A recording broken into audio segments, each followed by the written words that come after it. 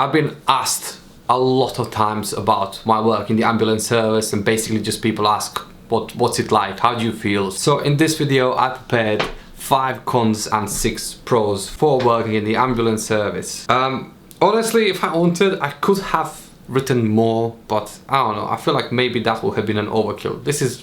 I feel this is enough. Like I said, 5 cons, 6 pros. So without further ado, let's get into it. I want to get the cons out of the way first, so we can then kind of just focus on the positive. So let's just get the bad stuff out of the way. So we'll be starting with the cons of working in the ambulance service. So number 1, you work 12-hour shifts. So this is your default. You're never gonna go home early. It's 12 hours. Plus there's another positive downside to this. Basically, working in the ambulance service, you can get a job literally 10-15 minutes before you're supposed to end your shift. It usually comes with categories. So for example, in the last 15 minutes, you can only get a Cat 1 job, which is category 1, called the most life-threatening one. So that shouldn't take you that much over whatever you're supposed to finish. But for example, you can get stuck with a job that's category 3, and let's say it's 1 hour to go. That job might take you well over, especially if it's like some sort of a really busy day and it takes you a long time to do a patient handover. You could end up working 1 hour, 2 hours more than what you should. So we're talking about like a 14-hour shift, and most of the people also have to commute and you have to travel to get to work.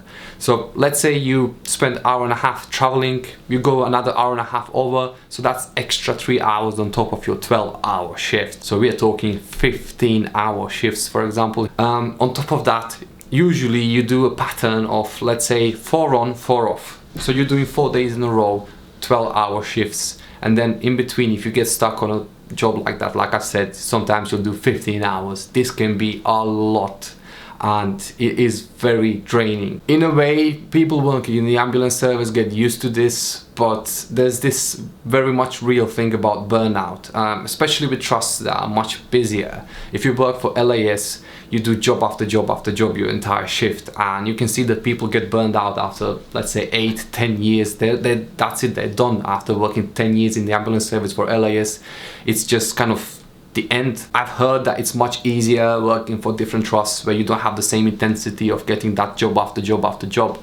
But still, like I said, long hours. You do work a lot working in the ambulance service. Number 2, capped salaries, and altogether you're not paid that well. It's no secret that like healthcare workers are underpaid, but still, who joins the ambulance service to become rich, right? So maybe that's not that much of an issue, but we all need money. At the end of the day, we are there to, make a living. To be perfectly honest, yeah, it's not that great when it comes to money. But I feel like the even bigger issue is the fact that in this environment, you work for capped salaries and that's it. A lot of people through time, you kind of get discouraged a little bit, disheartened, because you're not working towards anything. You just kind of know like, okay, this is my job. I'm always going to make the same amount of money. So there's little incentive to kind of wake up being very motivated after you work. Let's say you work 5, 10, 15 years. It takes its toll on you, and I believe, yeah, we are all human beings at the end of the day. We all like money and need money. So once you kind of get your qualification, that's what you're working for. Number 3, it's quite difficult to progress. This can really depend based on who you work for and where you work, but it does happen that people get stuck on a certain qualification and they're not able to progress. It's very difficult, and I've seen this very often happening to EMTs. So you get to be an emergency medical technician, and the next step would be to become a paramedic. And that's kind of the biggest leap, because for example, if you started a qualification below EMT, so you will be an ECA, which I am, it wouldn't be that hard for me to get the EMT qualification. So it is a little bit more complicated to get to the actual paramedic qualification, and most of the people who work, they can't just afford to stop working and go to uni. They kind of would rely in that situation for their employer to organize this for them. And this doesn't happen that often. It really does depend greatly on what trust you are working for, what company maybe, but usually people will struggle to get there. Number 4, at least here in the UK, it is very often that you find very toxic environments. This can be in a lot of different ways, shape and forms.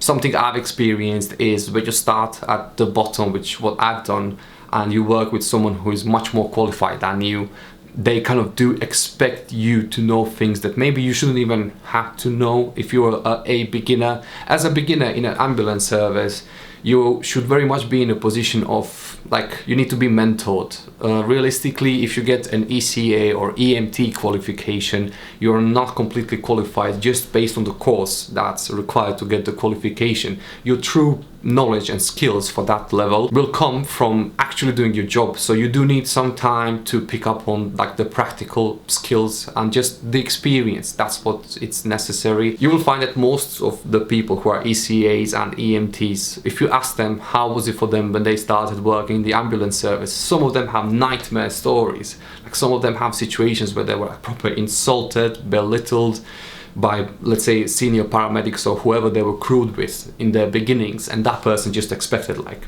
why are you here if you don't know how to do your job? Like, they would just get annoyed that, like, oh, today I'm gonna work with a beginner ECA and I'm gonna have to do this and that because they don't know it yet, which is just ridiculous. Like, everyone was a beginner at everything they've done in their life at some point, and I can't believe that these people are that quick to forget that once at some point they were in those shoes. I've seen, even in my 2 years, I've seen very often that just very easily people turn on each other, which is, like I said, it's a shame. It's a amazing job, amazing opportunity to do this job where you save lives, where you help people who are vulnerable and sick, and it should include, you know, working amongst people who are much more positive than what the reality is. It does sound a bit bad, but it's not all doom and gloom, but it does exist. People can be quite toxic in the ambulance service. Also, another thing with the toxic environments, if you get stuck with a bad crewmate, that's a death sentence, mate. That's like what could be the best job in the world will turn into the worst job in the world easily, because it's just like you will spend 12 hours a day with this person, and if you hate each other, that's just, it's a death sentence. And the last con before we can get towards the happier stuff and actually talk about the positives of working in the ambulance service is people get into the ambulance service expecting, like, oh, I'm gonna save lives, and you expect like big trauma jobs and all these crazy things happening and you like saving lives. You do save lives, it does happen, but quite rarely. More often than not, you get your Cat 3 and Cat 4, which is Category 3, Category 4 calls. The not so emergency type of jobs, you do get plenty of those. You do get plenty of jobs where people don't even need an ambulance and yet they still insist on one. So that's very much real, and you can easily have a day of feeling like you haven't done anything. I've literally been on jobs where I couldn't believe, like, why am I here? Like I said, you can get a lot of jobs that are nonsense. Sometimes it can be literally a long time before you actually get to the point where you do big jobs. Once you do them, it is absolutely amazing. Doing big jobs, proper trauma, proper, you know, situations where you change the outcome of someone's entire life, death and life scenarios. That's just, like, there are no words to describe it, honestly. But in between of those big jobs, there is a lot of nonsense. So that's all for the cons. So now we get to the good stuff, and we have our pros, positives of working in the ambulance service. So I made a list of 6 different things. To be honest, if I wanted to, I could have listed so much more. There is just, like, I feel like it's almost endless, the list you could make about the positives, but these are the 6 kind of what stuck out the most for me. So let's just go through them. Okay, so number 1, ability to actually have an amazing job that really does make a difference. So it's not your typical 9 to 5 that pays the bills. This pays the bills, but also you actually do save lives. It like, when you just say that sentence, it's self-explanatory, and it's amazing having that type of a job. Like, I know it sounds a bit cheesy and what, but you can actually feel that pride of wearing that green uniform. Here in the UK, we wear the green in the ambulance service, and you really are a part of something amazing. And you will have these moments that are just, I don't even know what words to use to describe these moments. Like, some of the jobs I've had, like, I'll remember that for the rest of my life, and especially the big trauma jobs that included us working with the HEMS doctors. HEMS stands for Helicopter Emergency Medical Service, and working with those guys, they're just on a complete different level, and like, I'll never forget those jobs especially. And almost all the patients where I feel like we have literally saved someone's life, and you get a chance very often to meet their family, for example, and you later on also get to find out some information about how they are, like, going along and everything. It is just amazing. Number 2, it's very much on the go type of a job. A lot of people dread the idea of having a job where they just, you know, go to the office, or not necessarily, it doesn't have to be an office, but you do the same thing every day, or you are stuck in one place doing something every day, and it can get very monotonous, and it can be soul crushing, especially if you don't have the personality. Some people can do that, some people really can't, and for those people, if they go into a career like this, it is really very dynamic. It's constantly on the go. You are maybe you're driving, then you may be literally running through a forest trying to get to a patient, or if you're doing the actual patient treatment, a lot of moving around is involved, and that really helps, you know, break the monotony. It helps you stay fresh in your mind, and you never know what kind of job you're gonna get next. It's very unpredictable, so that's a massive plus. You meet amazing people. I work with some paramedics, people who have kind of mentored me, and especially going through some very high risk, high stakes situations with them where I saw them in action, and also in some scenarios where I kind of made mistakes and then they kind of guided me through improvement and learning. You really gain respect towards those people and kind of develop a special bond, special relationship with them, especially people who have been working in the ambulance service for a really long time and they're kind of the veterans. You can really meet some amazing people, and you get a chance to create this special bond also based on the fact that you work 12 hours a day. So I've already met some people to the extent of kind of feeling like they're my family, because we spend so much time on daily basis you're in the same car, you're doing the same job. It's just inevitable that you will kind of bond, unless if you don't get along and whatnot, which happens because people are people, but usually you do really get to connect on a special level due to the fact that you are spending so much time. Number 4 is the fact that it's a very, very safe job. It's always going to be there. There's not a chance that we can just live without having an ambulance service. Unless the world ends, we'll always need ambulance service. You can see how many people lost everything because their jobs just had to stop